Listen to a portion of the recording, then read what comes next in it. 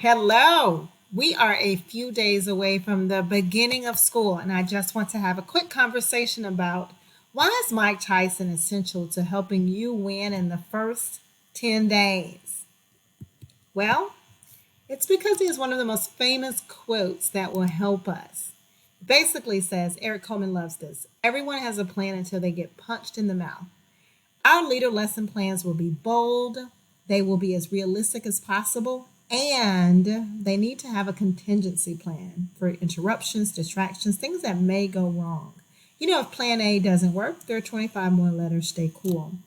I want to talk today about, are you and your faculty prepared for interruptions, distractions, and the unknown challenges in the first 10 days?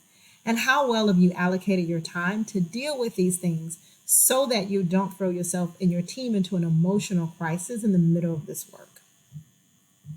So I'm going to talk a little bit about contingency planning and scenario planning. You say, well, Daphne, what should we be doing less than 24 hours away from launching virtually?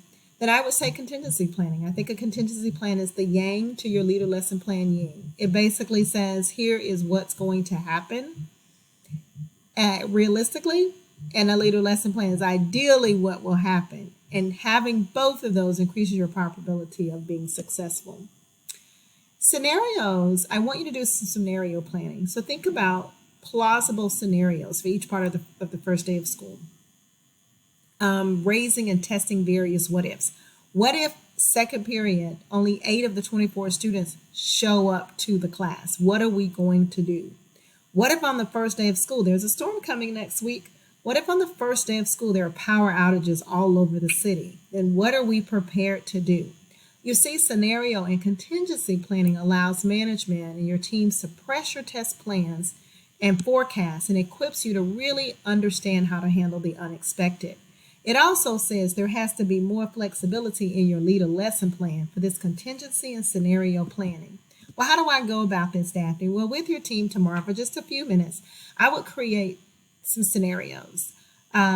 Like which part of the day could be drastically derailed if this doesn't go as planned. And I would create a scenario plan, some what ifs for that. And I would think about the triggers.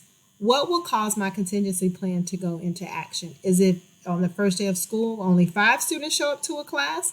Or is it if 20 students don't show up to a class? What triggers the contingency plan? And then what's the response? You as a school leader need to say, if this happened, here is the desired response and here's who needs to be involved. So think scenarios, the what ifs, the triggers, what causes the contingency plan to go into place, what as a leader, how am I going to respond, what is my response, and then who is involved in that. Just think about scenario and contingency planning. It avoids the dangers of the simplistic one-dimensional linear thinking my leader lesson plan is going to go as planned. It's probably not. However, that linear thinking coupled with scenario planning makes it multidimensional and increases your probability of being successful.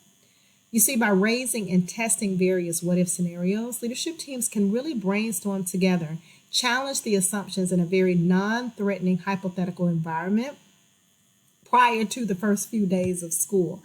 So that creative brainstorming is there and we're ready so that if it happens next week, the team does not feel like they need to miss a beat because we have a plan for this.